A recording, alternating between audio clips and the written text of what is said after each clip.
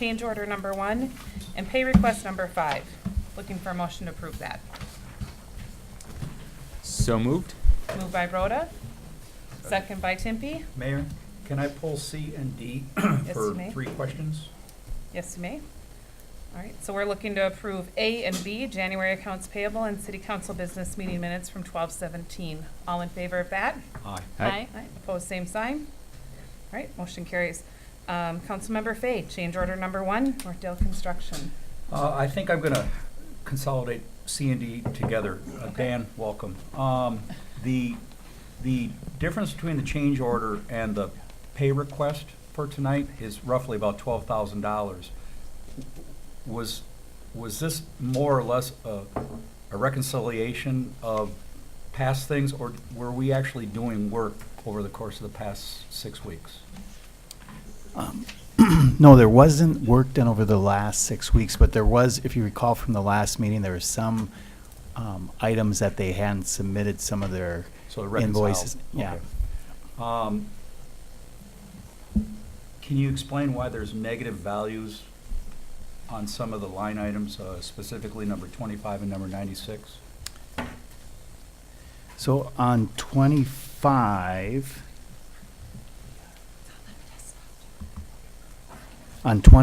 there was some bituminous that the contractor had placed, and so we had a ticket on it in your last payment request. But when we were finalizing the change order, some of that asphalt, around 18 ton, was actually used up on Drake Street. And so to kind of keep tracking it in the appropriate location, we moved that 18 ton to Drake Street and then took it off of the original bid items.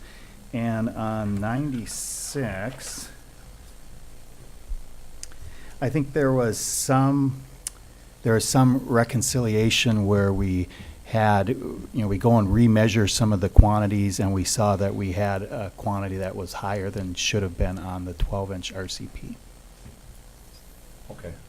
And then I just looking for some assurance that none of the monies that are included in the change order are in any of these quantities. We're not paying for it twice. Correct. Okay, that's all I had. Any further questions regarding C and D on the consent agenda? All right, hearing none, looking for a motion to approve change order number 1 and pay request number 5. So moved. Moved by Cahill, Second. second by Fay. Any discussion? All in favor? Aye. Opposed, same sign. All right, next item of business is our administrative reports from our city engineer, our city planner, West Hennepin, Public Safety, Public Works, City Administration, and our social media quarter report. We will receive those written unless anyone has any questions. I just have one on the Public Works. It was noted that they took down the holiday ornaments. When I was driving here tonight, they were still lit up. I think they So- took some of those down with the contractor. I think there's other ones they have yet to take down, Okay, so it's partial. okay, sounds good. So it's still on the radar. Oh, yeah. Perfect. Any other questions? All right, looking for a motion to approve all the administrative reports as submitted. So moved. Moved by Broda, second by Timpy. Any further discussion? All in favor? Aye. Opposed, same sign. All right. New business this evening, a resolution 19-0128-01, the WECAN resolution of support. I'll turn that over. Thank you, Honorable Mayor and City Council. The resolution before you is an annual resolution that the city has approved in years past. WECAN is a organization that serves a number of different residents, mainly those that are struggling or need help or need assistance. Some of the services that they offer include emergency assistance for housing stability, family support services, Meals on Wheels, a mobile food shelf, employment support, public assistance intake services, and other resources. This resolution here is for an annual grant that they apply for, and this grant provides them some funding, which then they give back to the community by helping different residents. So This is just a resolution offering that support that they would probably include with their grant application. With that, I'd be happy to answer any questions. Hearing none, I'll make a motion that we approve Resolution dash 190128-01, the We Can CBGG grant. Looking for a second? Second. Second by Cahill. Any discussion? This is a resolution, so we'll vote by roll call. Councilmember Cahill. Aye. Councilmember Fay. Aye. Councilmember Tempe. Aye. Mayor Moskowski. Aye. Councilmember Broda. Aye. Ayes have it 5-0. Alright, next item of business is another resolution, Resolution 19-0128-02. Thank you, Honorable Mayor and City Council. This resolution is a resolution that is providing the Pioneer Creek Lake Sarah Watershed District to be our local government unit, which basically the city of Maple Plain and all cities within a watershed district have to comply with the Wetland Conservation Act of 1991. And this is really the city saying that the Pioneer Creek Lake Sarah Watershed District, they have the staff and the knowledge to be able to do that. And so it's the city saying the watershed district represents us in making sure that we comply with this act. And that's really what we're doing here at this time. Watershed is their expertise, and they've got staff that does that. So that's what this resolution here is for. With that, I'd be happy to answer any questions. Alright.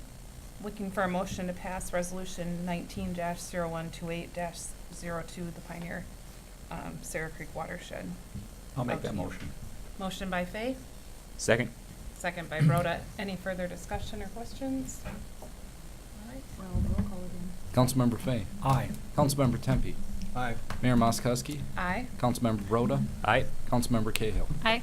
The ayes have it 5-0. Our next new item of business is ordinance and summary ordinance 300, allowing brew pubs, micro distilleries, small breweries, tap rooms, and tasting rooms. And I'm going to turn this one over to staff as well. Thank you, Honorable Mayor, Council. This item on the agenda is coming before you, and it's in combination with the item that's just following that.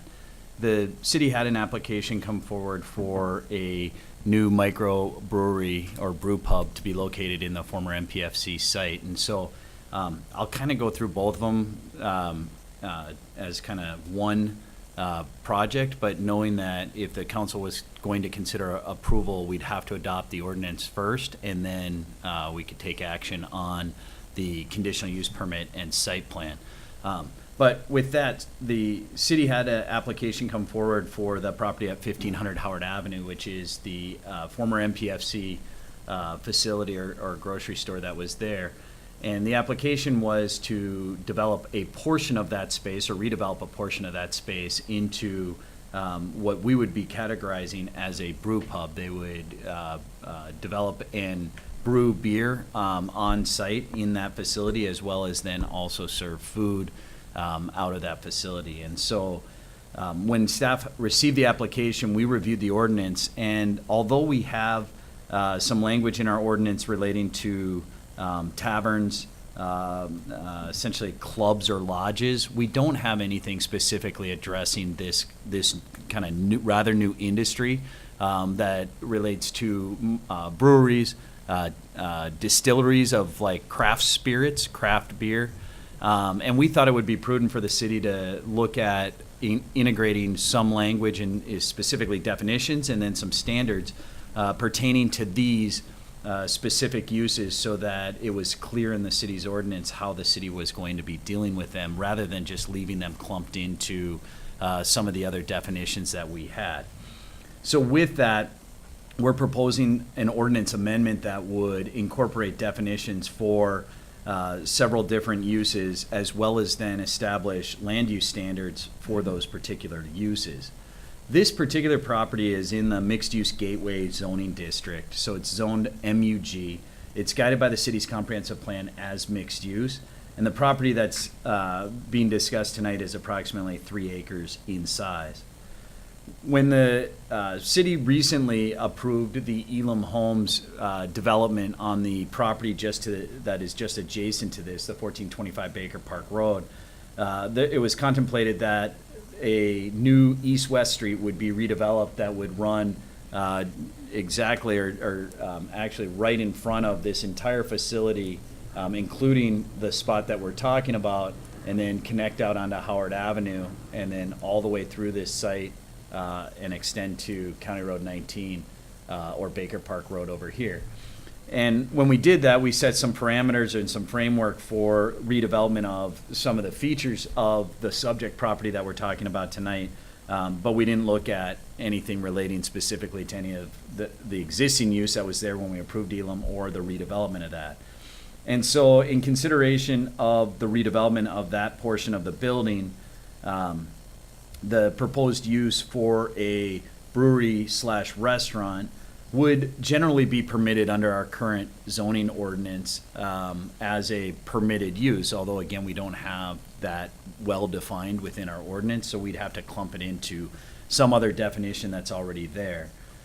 If we were to adopt the ordinance that's in front of the council tonight, what we would do is we would establish definitions for small breweries and brew pubs. And so we would establish what those are through the definitions in the proposed ordinance. We'd also have a definition for a tap room, and we'd also have a definition for a smaller craft distillery. And then within that, after we would adopt those definitions, that would help us define these various uses. Then on top of that, we would say within that ordinance, we would designate where in the city those particular uses could be considered. And so we would amend the zoning ordinance for the mixed-use gateway, mixed-use Bud Avenue, and mixed-use downtown, as well as the industrial zoning district. And so the city held a planning commission, or held a public hearing with the planning commission to discuss this further and look at both the definitions and then the application of those definitions in various land uses, as well as some standards that were being proposed as a part of that. And planning commission ultimately heard that and made a recommendation to city council to approve these ordinance amendments as they were proposed. So the ordinance amendments create the definitions for those things that we just talked about, and then they stipulate within the mixed-use gateway, within the mixed-use Bud Avenue and the mixed-use downtown, small breweries and brew pubs would be a conditional use if they were to have a tap room.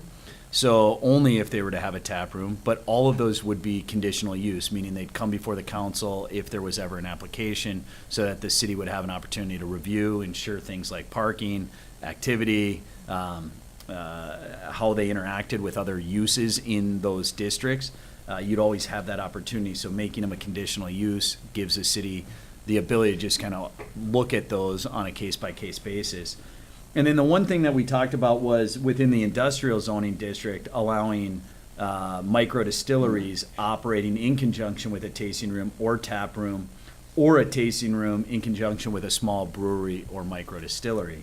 And there was a question at Planning Commission from planning commissioners just discussing that a little bit further and asked, how does that work in an industrial zoning district? And it was noted, just from staff's experience and talking to other communities, a lot of these facilities are located in industrial zoning districts, primarily because the industrial buildings that exist are conducive to the large and tall equipment that is typically, or that is common with a lot of these facilities. So in looking at our two industrial zoned areas, we think that it would be a use that could fit in, but again, it would be a conditional use. And so we'd have an opportunity to review it on a case-by-case basis to just see how it would fit. One thing of note, the city did get a request just before the end of the year. A small microbrewery was looking at locating a brewing facility within the industrial district, which would be a permitted use. It had no tap room associated with it. It was simply just to manufacture some of their product, and that would have been located in the industrial park. And I haven't heard if they've gone forward with that lease or not, but so within that, we've created these we've created all of these as conditional uses within the various zoning districts, and then the further stipulations we place on those as a conditional use, you have the ability to place certain conditions or standards within your zoning ordinance that lay out some of the expectations of the city relating to these. So within that, within all the zoning districts, we say if you're going to consider small brewery or brew pub, they must have a tap room, must demonstrate that they have adequate parking to accommodate the proposed use, must demonstrate that it won't negatively impact surrounding roads or intersections, must be licensed, and then shall not be located within 200 feet of a property zoned R1 or R2 unless a part of an approved master plan. And then we do say that separation could be reduced if landscaping, berming, parking lot location, and lighting complies with applicable standards and is considered by the city. Those standards that we took are the same standards we have for taverns and private clubs and lodges within our ordinance already. The one change or the caveat that I'll mention is within those standards, we say that it can't be located within 200 feet of a residential use. And what we're saying is 200 feet of a property zoned residential. And there's a distinctive difference because our mixed use district has all kinds of uses in it. It would be almost prohibitive if you said that you had to maintain that separation from a residential use, but from a residential zone property, you could maintain that. And so that's the one change. Planning Commission thought that rather than, they thought that was a good change, but they thought it was nice to have consistency within our ordinance relating to some of these standards so that we don't have certain standards for one type of use and another set of standards for another type, when they thought that the types of uses were very consistent or very similar. So ultimately, they recommended approval of the incorporation of the new definitions, the incorporation of the new provision for these as conditional uses within the various districts, and then the standards that were associated with those. That's what's in the ordinance 300 that's before you tonight. If you'd like, I can go through the rest of the overview of the proposed conditional use and site plan, or I can do that as a separate. Why don't we stop here and do the ordinances, since you just covered all those, and they're two separate issues, just to keep it cleaner? Yeah, that absolutely works. Okay. Again, the reason why we're doing the ordinance first is just because we would not be able to approve this application if the ordinance wasn't changed to allow it. So it'd be a moot point, so. Correct. Right. That's fine. All right. With the ordinance, is that roll call, Bobby? Correct. Okay, so the item right now is the ordinance and summary ordinance 300, allowing brew pubs, micro distilleries, small breweries, tap rooms, and tasting rooms that our planner, Coltis just informed us all about. So I'm looking for a motion for that ordinance. So moved. Moved by Cahill. Second by Timpey. Any discussion regarding that? Okay, hearing none, we'll take a roll call vote then. Councilmember Tempe. Aye. Mayor Moskowski. Aye. Councilmember Broda. Aye. Councilmember Cahill. Aye. Councilmember Fay. Aye. The ayes have it 5-0. Thank you. And next, we'll turn it back over to our planner again to talk about Resolution 19-0128-03, approving the site plan and conditional use permit for the Maple Plain Brewery. Thank you, Honorable Mayor, Council. So with the adoption of that ordinance that just came through, the application then in front of us tonight is for a conditional use permit and site plan approval for a brew pub that would be located in the former MPFC building at 1500 Howard Avenue. So the application in front of us then tonight is consideration of the redevelopment of approximately 8,000 square feet of the former space that is there. Now that overall space is approximately 16,000 square feet in size. So it's just about half of the space in that portion of the building that would be utilized for the brew pub. The brewery is proposed to have approximately 190 seats, a main bar area, a small stage area for entertainment, and an outdoor patio. The majority of the renovation that's being proposed is interior renovation of that site. However, the applicant has proposed to include exterior finishes, which would include new windows, doors, as well as some resurfacing of the primarily south-facing elevation, which would include paint and some new material. So with the proposal, and now that we have a definition of a brew pub with tap room, they fit the definition that we've established, and they would meet the conditional use permit definition for consideration by the city for allowing this type of use in the mixed-use gateway district. With that, the city has standards within its ordinance relating to conditional uses, and those standards are outlined in the staff report that talk about how these uses need to be consistent with the city's comprehensive plan, consistent with zoning, not take away reasonable use and enjoyment of surrounding properties, and ultimately blend in with the character of the other uses in this general area. It should be noted that this site is a commercial retail site. There is one other restaurant in this area, as well as other retail establishments. And so the type of use that's being proposed for a brew pub with the tap room or the tasting room and then the restaurant function of that seems to fit in with what was intended, what's suggested in the city's ordinance, and what overall is already on the surrounding property. With that, the city also does a full site plan review. This site is one that's unique to the city in terms of its review, in that there are two projects that are essentially going on this site, and they're controlled by the owner of the property essentially, but the leasing of the space and the renovation of the space is occurring from who would be by the tenant of this space and not the owner. And because of that, there's kind of two groups that are interacting to make this project come together. The site improvements that were approved as part of the overall Gateway project, the Elam project, have already been approved by the city, including the new east-west road and essentially all of the improvements associated with it. And so it creates a little bit of a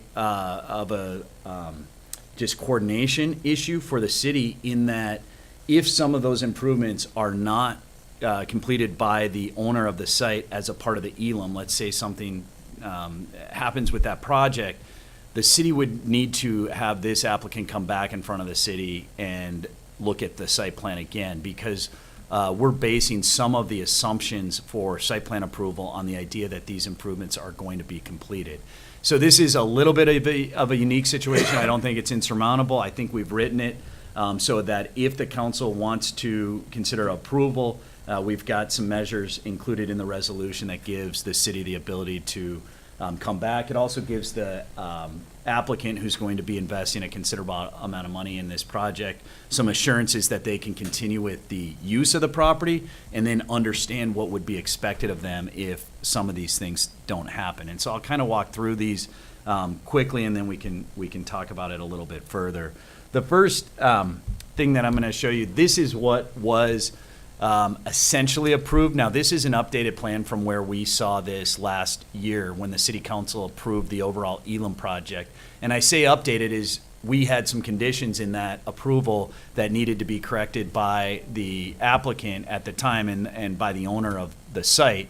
And so those issues have largely been corrected.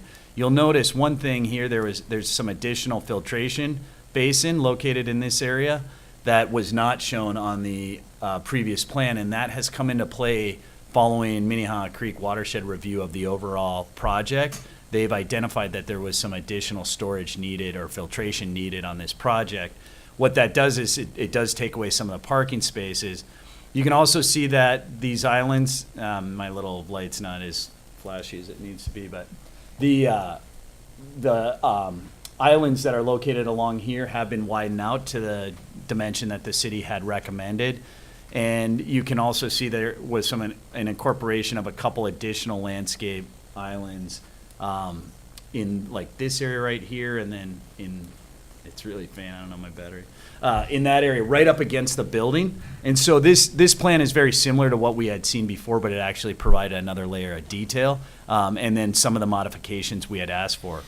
At the Planning Commission meeting, they didn't have the privilege of having this revised drawing, so there was some additional discussion made by Planning Commission relating to the site improvements as they related to Elam. And one of the comments that staff made was this was, for the most part, or not for the most part, it was approved by the City Council during the Elam project. And so certain changes to the configuration of the parking, and then just like, say, location of islands or things like that would be something that I don't know that we'd have the ability to go back and change at this point, because we had looked at it as a part of the overall Gateway Road project. So I just want to point out this road.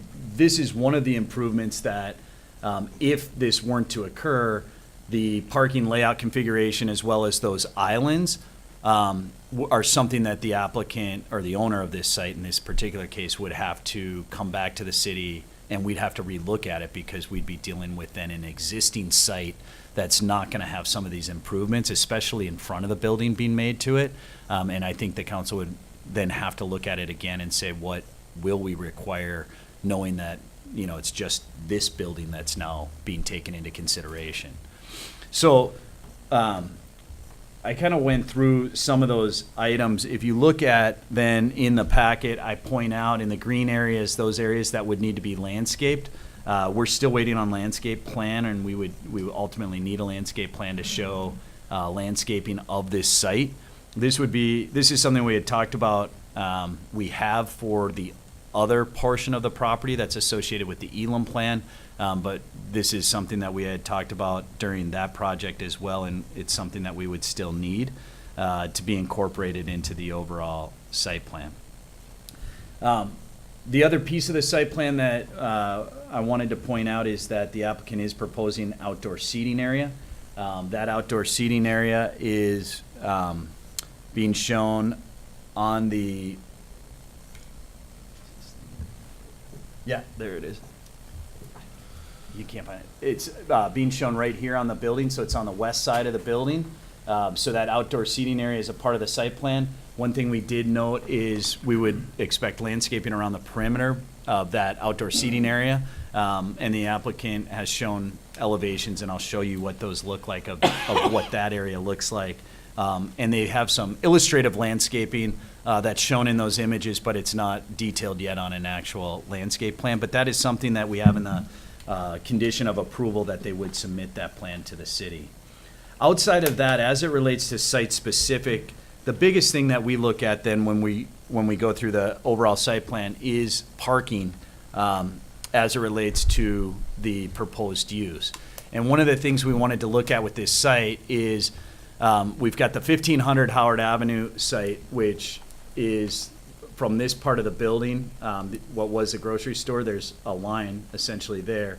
So everything to the west of that is part of the 1500, and everything to the east of that is part of the 1425. The buildings are connected, and the parking for both sides is essentially shared across the border.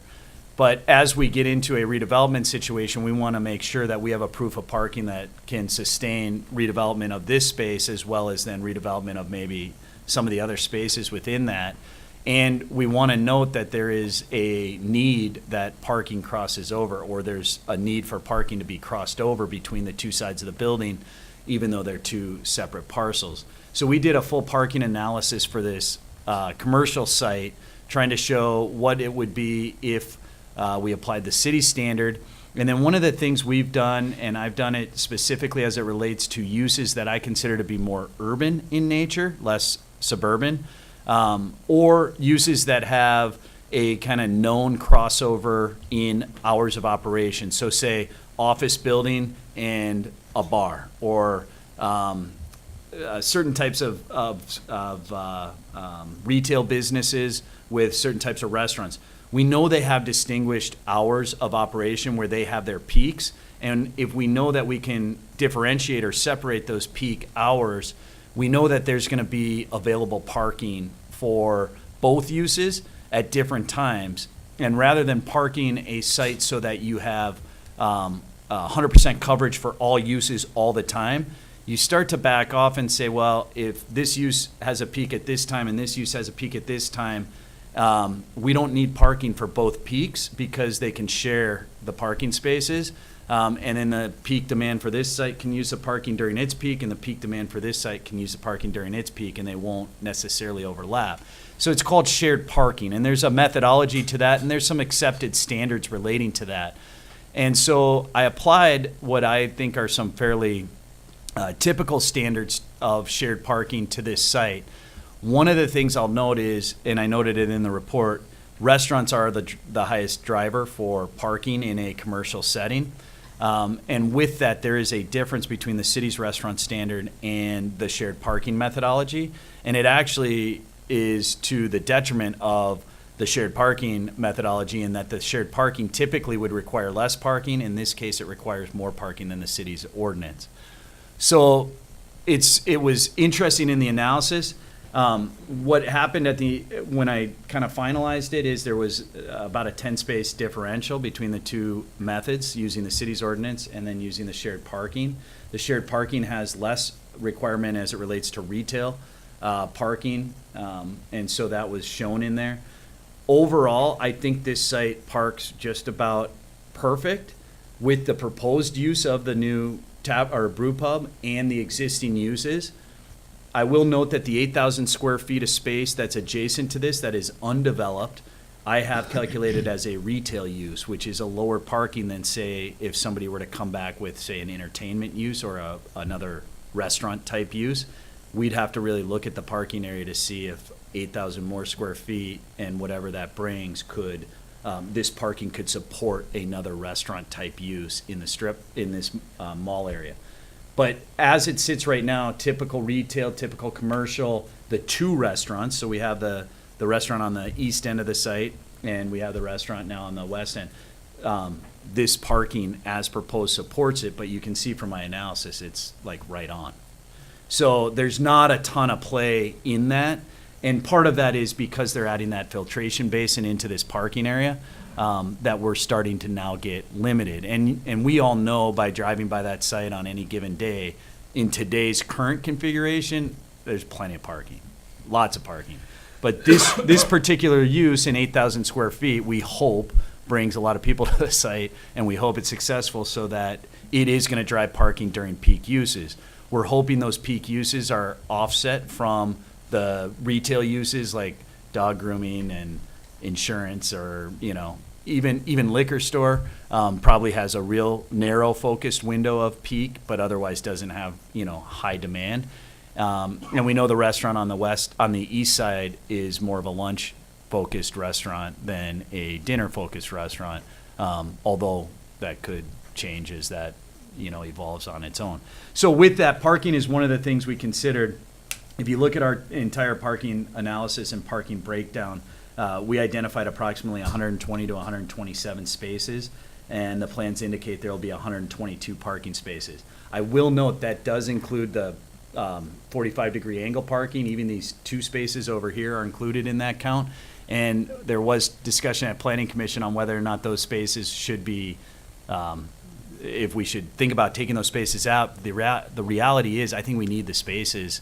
And I think they will function actually really well in this site, given that we're going to create this new kind of downtown street with streetscape and light and trees. I think it's gonna feel and function a whole lot different. And I think those spaces will be well incorporated into that. But taking those spaces out would put us at a deficit of parking, and probably we'd start to drop down to a threshold where I think you could start having conflict in parking on this site, especially after that detention filtration basin is taken out. At some point in the future, if the city were to develop these other parallel spaces that were associated with the park and ride, remember those are ghost spaces, those are kind of proof of future spaces. If we were to develop those, that would start to alleviate some of that, and that may be a consideration if we were to get another use in there that had a demand on parking that exceeded the what we're currently calculating. And so just keeping a tab on that, I think, is important for the city moving forward. So outside of that, that's the site-related focus. There's a couple other comments on the site, and they're more spelled out with landscaping, the trash enclosure, and lighting. I won't go into great detail. Those are conditioned in the report. If there's questions on those, I'd be happy to answer them.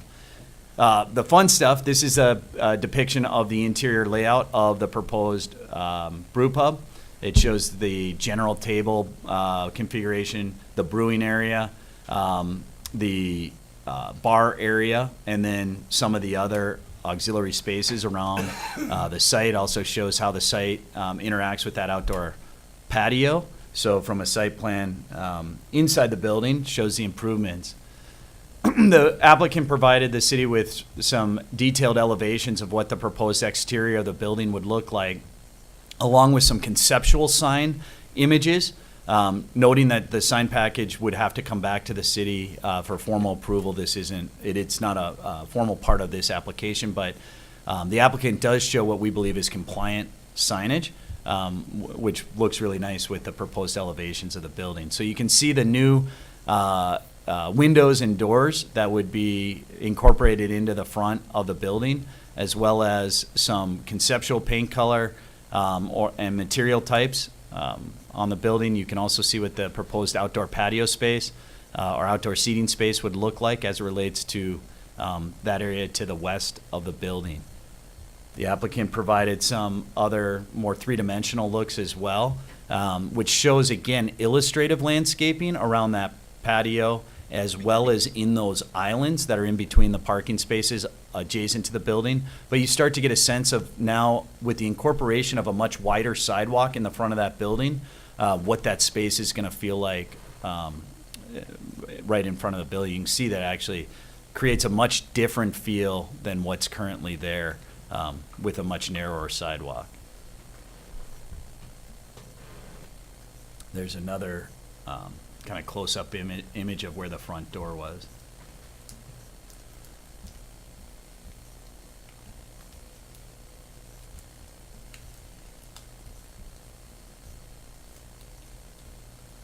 There's a nighttime image that just shows kind of how that signage would be illuminated, as well as some of the, potential lighting on site.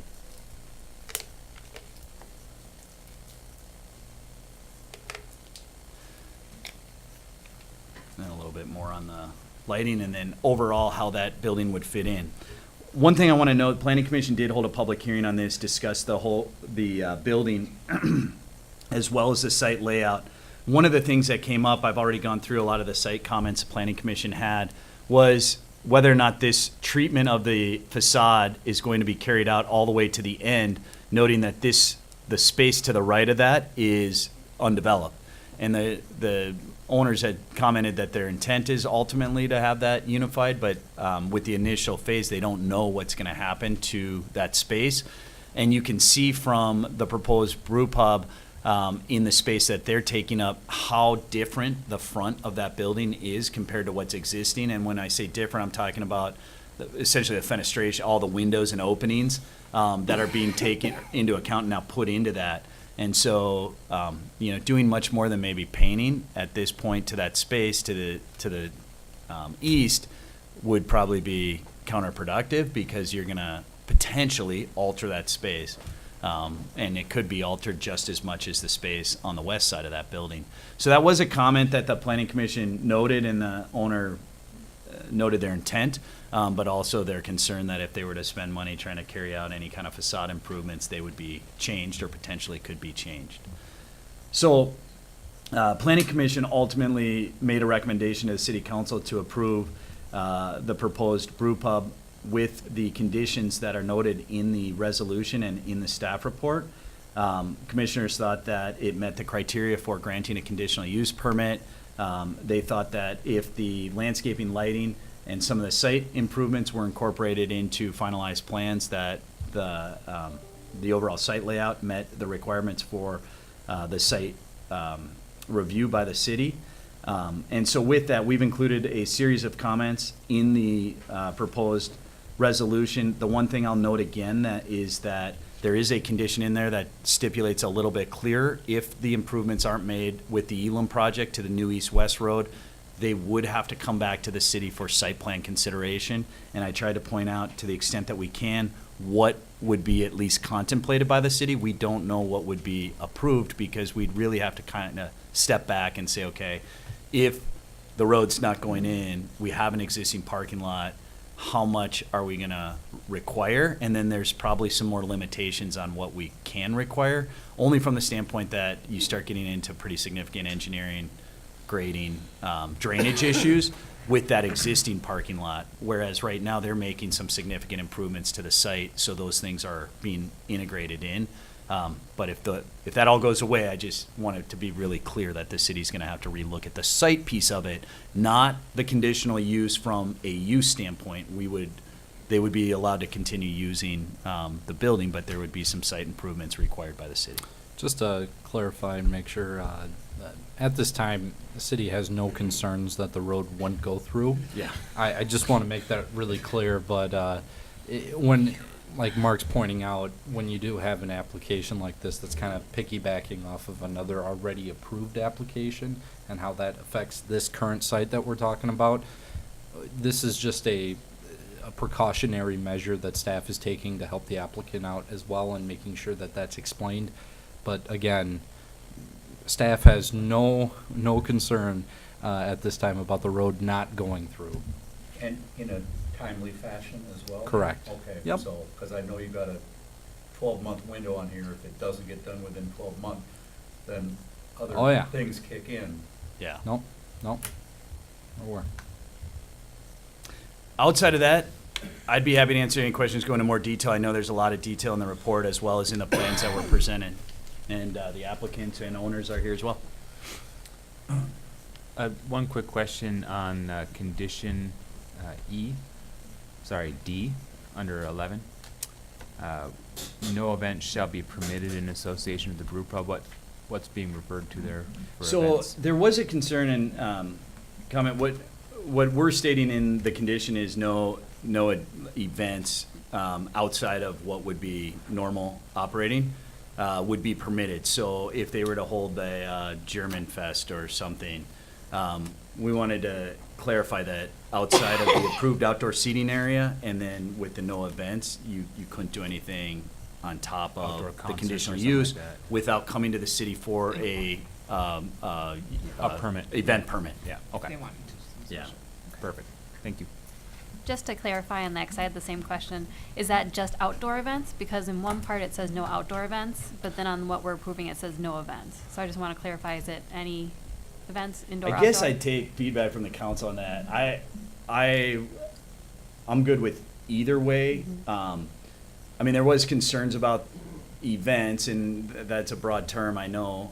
We try to stipulate for the outdoor that it's confined to the designated seating, because I think the outdoor events are the ones that would be the most, could have the most impact on surrounding property. Yeah, the outdoor I understand. I think I'd rather it be changed to no outdoor events, just because I think State limiting that indoor, specific. I'd Well- rather not restrict their ability to conduct business But we, indoor. on the flip though, I Yeah. think we do need to be careful too, because if we're doing a large indoor event, then we're gonna wanna involve the police department in helping with parking, since we're already at a limited. And I think too, it's safe to say that, no outdoor events unless approved through our event permit process. So the city does have a event permit process. If there's a large outdoor event, you can get a permit, and that can go in front of council and get approved. I think what our concern is if there was a lot of outdoor bands or type concerts that could really affect surrounding properties. There's some residential properties to the northwest of this site here that could be affected there, but that's what I would say, because the building is laid out in the interior where there's a stage where there is to be music played, but Right. the concern is more outdoor. So that's. And we do have ordinances relating to noise, Right. Hours of operation, and everything already, You so. already have the seating limit, you can't have too Right. big an event. You can Right. have There's true. a fire. That's true. Yeah. Right, you have you're right, you have an occupancy load. So that's what I was just wondering, like, So if they it's have a grand opening, are they gonna have to file a permit for that? And that's where it just kinda, it's not as clear to me what is an event or not. That's why I'd rather just say outdoor event, because I think that's the real concern here. So if we But- said, if we added events to outdoor events, and then we could even add in there, without an event permit issued by the city. So no outdoor events without an event permit Right. issued by the city would clarify, and it would also comment on the city's event permit process, so that's clear. So that's probably a good idea. And that's very typical with a brew pub or a restaurant with a larger site, to have that stipulation in there from an outside event standpoint, that you'd have to go in front of the city to receive an approval for that event then. Yep. I think that's a good point. And the feedback from our engineer and the fire chief was very helpful. I mean, this is very detailed. Yeah. Mark, if I may, on a great deal of effort has gone into the whole parking plan. And I Yeah. understand, matter of fact, to the point where you created this parking analysis post the planning commission meeting. And I'm a little I'm a little confused because in the very last part of your narrative in that, your summary and conclusion, Mm-hmm. you refer to table 4 shows. And I don't see a table 4. Okay, let me pull up. That would be page 85 in the packet.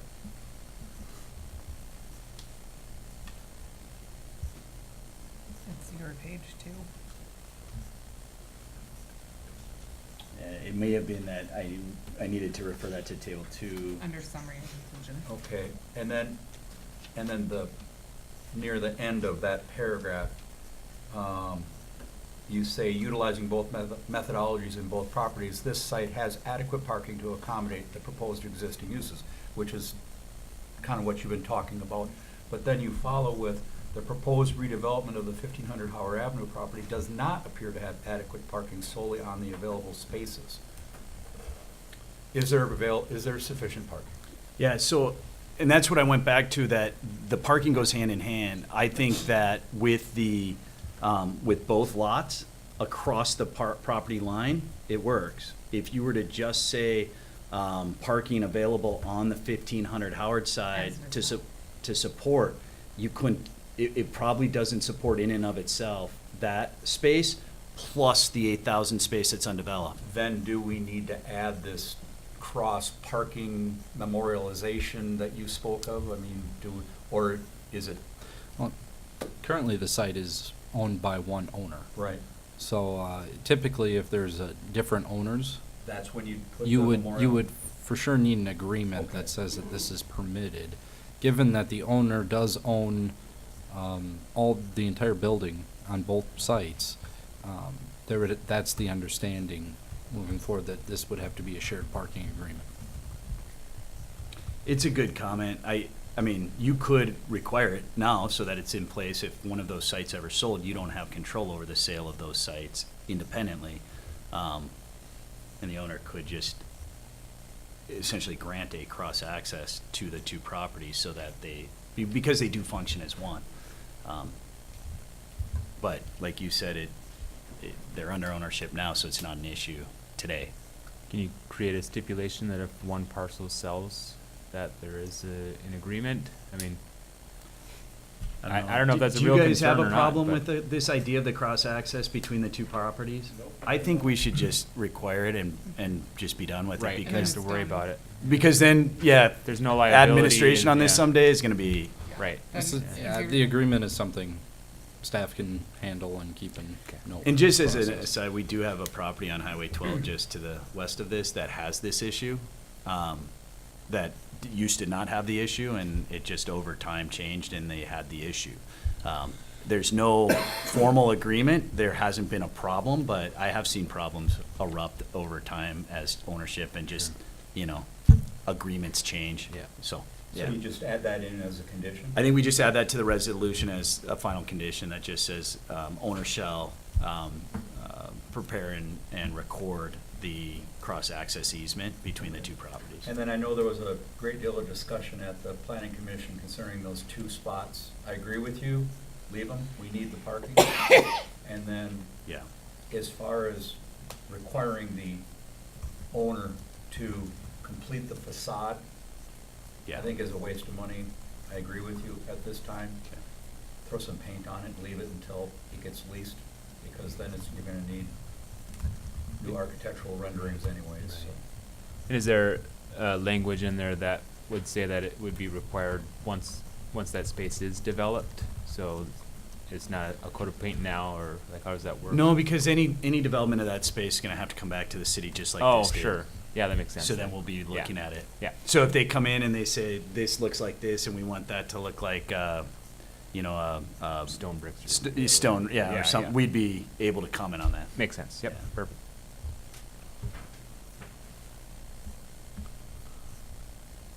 Good discussion. Further questions? Okay.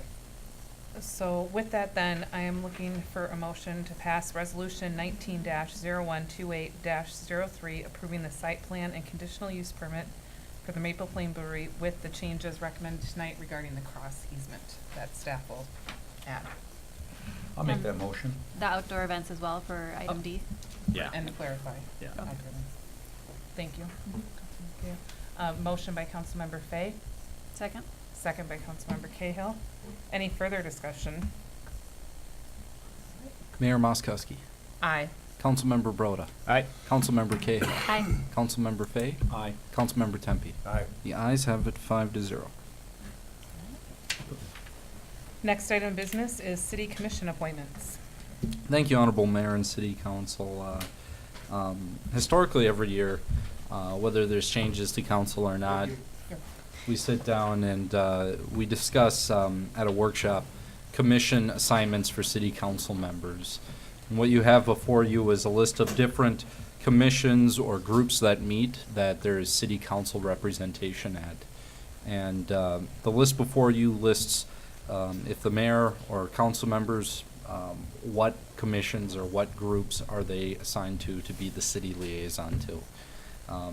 This was decided at our last workshop meeting, which was last Tuesday, and laid out as written here.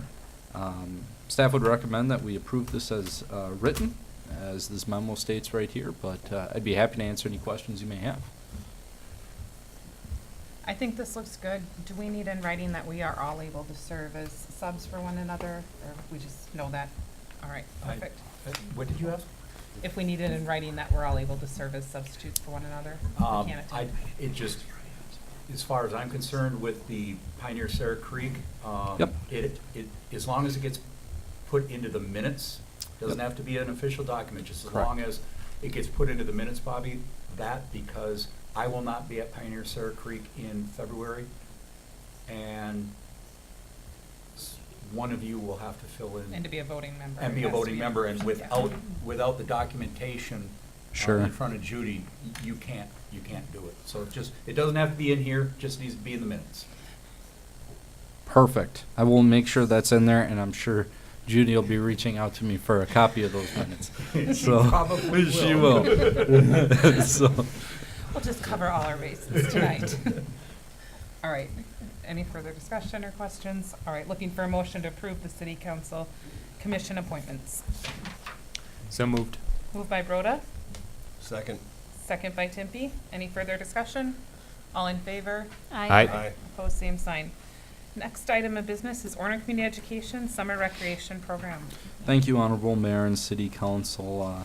What you have before you is to discuss the level of involvement the city has with the Orno Community Education Summer Recreational Program.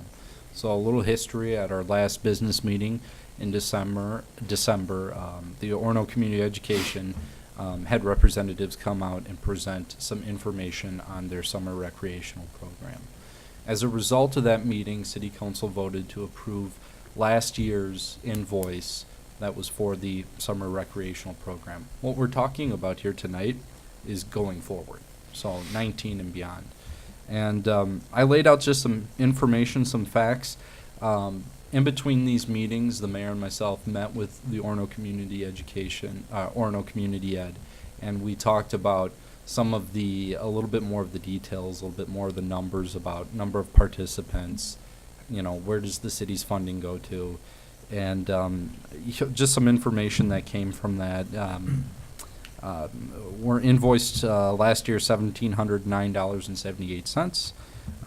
We did receive a deduction of about $360 because Orno Community uses our park.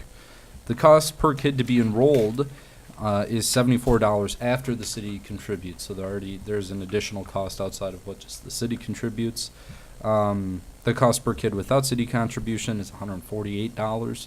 Again, I'm not sure if that's gonna if we changed our level of involvement, if that would go to 148. That's how the community ed would have to address that if that were the case.